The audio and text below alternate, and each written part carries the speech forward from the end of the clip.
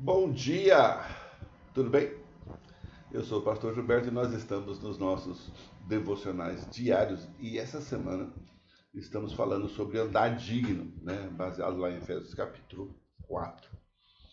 E esse andar digno não é o ato, né, de andar, mas é o ato de viver, né? Como é que eu vou viver dignamente como cristão? Por quê? Para a gente não ficar subentendendo que as nossas palavras de fé, né, elas, elas são realmente não apenas realizadoras, mas também definidoras. E não é verdade. Né? A nossa fé, a Bíblia diz bem claro, eu disse isso essa semana. Sem fé é impossível agradar a Deus. Verdade, claro que é verdade. Mas a vida revela que você está em Deus, com Deus, andando e vivendo. Então Deus planejou um movimento de mudança, de transformação para nós que cremos nesse Deus que tudo pode. Então essa semana, e na verdade até o capítulo 6 de Efésios, a gente vai falar muito sobre essa questão de andar digno. E hoje nós vamos falar sobre reconhecendo-se em família. O que é isso?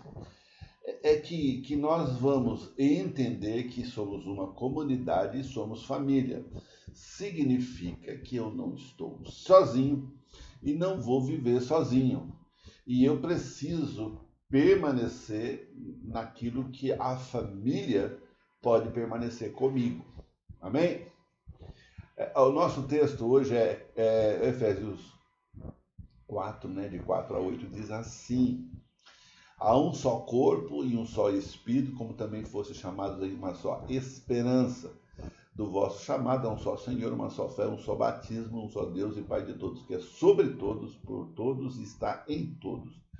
Então a família é esse elemento que congrega com Deus, onde Deus age, né? Muitas pessoas elas começam, e especialmente agora nesse nosso mundo de hoje, né? Então, qualquer coisa que você fale ou faça, isso é uma maneira de você diminuir as pessoas, ou de radicalizar, ou de estar dizendo que essa ou aquela religião é pior ou melhor. Mas a verdade é que não existe um caminho diferente. Por quê? Na verdade, elas estão dizendo, a maioria estão dizendo, olha, nós não estamos interessados em doutrinas, mas em amor. A essência da Bíblia é o amor, mas não é só isso, né? Alguns dizem, vamos esquecer as doutrinas, elas só nos dividem. Verdade? Claro, claro. E aí eles falam, vamos simplesmente amar uns aos outros. E esquecem que esse amor precisa de valores que consolidem esse amor e não apenas seja o amor pelo amor, não é?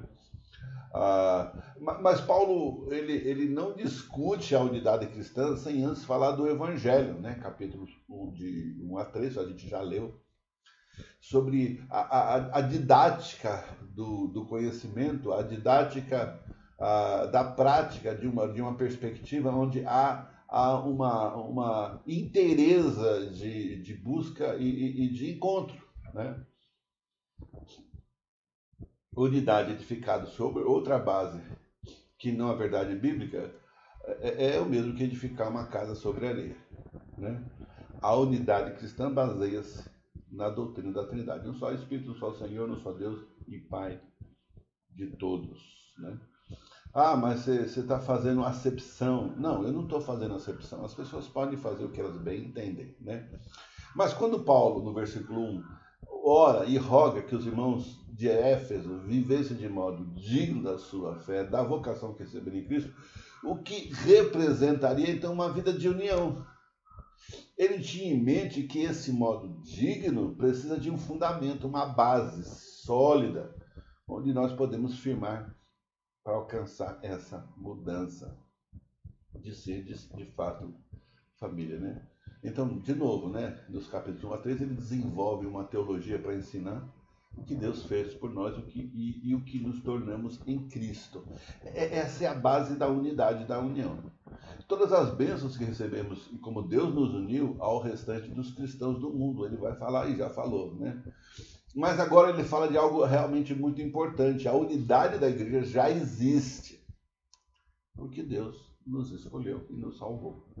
É um Deus triuno, que complementa a sua igreja, que formam nos seus membros um só corpo com ele. Né? Essa é a lógica que Paulo fala. Ele fala, há um só corpo, ou seja, uma só igreja. Não tem 2 ou 3 ou 10. Você fala, puxa, mas hoje tem tantas igrejas por aí. É verdade. Mas a igreja de Cristo, aqueles que nasceram de novo, eles são um só, não importa onde eles estiverem.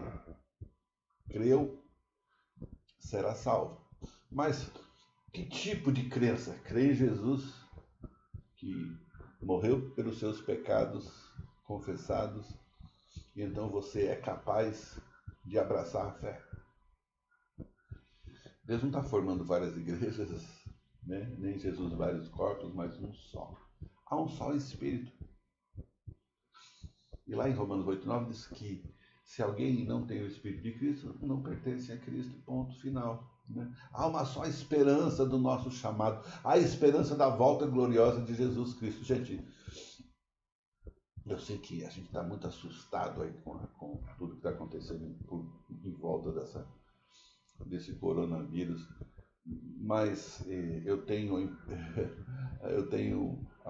eu não vou dizer a certeza, porque eu não sei, é evidente, né? Mas muitos falam, esse sinal, aquele sinal, esse sinal. O pior sinal foi em 1920, né? Aquele da gripe que matou milhões de pessoas ao redor do mundo, 1920, inclusive o presidente brasileiro à época.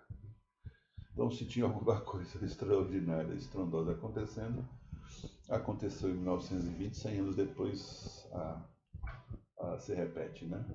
Mas não creio que seja agora, né? Não temos os mecanismos, né? Um mundo só, um líder mundial, né? Tudo isso está em formação? Claro que está. Quando vai ser isso, não sei, né? Mas eu sei que você não pode viver imaginando que amanhã é o último dia. Você tem que viver imaginando que você vai viver muito tempo para adorar a Deus e viver para Ele na sua integridade como pessoa. Tá bom? Há um só Senhor. Para nós, os salvos, é claro, é Jesus Cristo que veio a esse mundo, viveu, morreu por nós, ressuscitou. Como é que a gente pode entender que 2 cristãos que declaram a fé não podem andar junto, não conseguem andar junto, não conseguem prosperar junto e viver junto? Eu não sei se é verdade, porque eu não fui atrás, mas peguei. Que Gandhi foi perguntado sobre qual será ou seria o maior empecilho para o evangelho na Índia. Ele respondeu categoricamente: os cristãos. O maior empecilho não é a fé, é aqueles que declaram uma fé que não vivem. Uma só fé, um só conjunto de doutrinas e fé, irmão. Não é fé no que vai acontecer de maneira milagrosa, ou vai surgir, ou vai ser transformada, mas é principalmente a fé naquilo que Deus já falou. Por exemplo, né? Texto que eu espero que você já tenha memorizado. Se você não memorizou, deveria. Todas as coisas cooperam para o bem daqueles que amam a Deus, daqueles que foram chamados segundo o seu propósito. Tenha fé. Não importa o que está acontecendo, o que está vivendo, as perdas que você já teve. Todas as coisas cooperam para o bem. Isso é fé. Isso é fé. A Bíblia fala, Jesus falando sobre perdas, ele fala que, em primeiro lugar, busque o reino de Deus. E tudo que é necessário vai ser acrescentado. Você tem fé para isso? É essa fé. E isso é fé. Fé não é apenas, eu não estou dizendo que não seja, mas não é apenas crer que Deus pode salvar alguém que está no hospital. Não é apenas que Deus pode arrumar um emprego novo para você. Não é que Deus não pode fazer isso ou aquilo. A fé é crer naquilo que você sabe que é uma verdade absoluta. É por isso que os crentes eles não conseguem progredir, porque a sua fé fica baseada nas circunstâncias das coisas que o afligem. Há um só batismo. Aqui o batismo da fé consagrada, né? Logo no começo de Efésios a gente vê o capítulo 2, pela graça sois salvos, mediante a fé, isso não vem de vós, é dom de Deus, não de obras para que ninguém se glorie. Então, o batismo nas águas é uma declaração para o homem, né? O batismo ou melhor, no Espírito Santo, é aquele que acontece quando você declara verdadeiramente que você pertence ao Senhor e começa a viver uma vida que o agrade. Há um só Deus e Pai de todos. Deus é o nosso Pai. A igreja é sua filha. Jesus diz que é noivo, né? Que é a noiva que está se aprontando.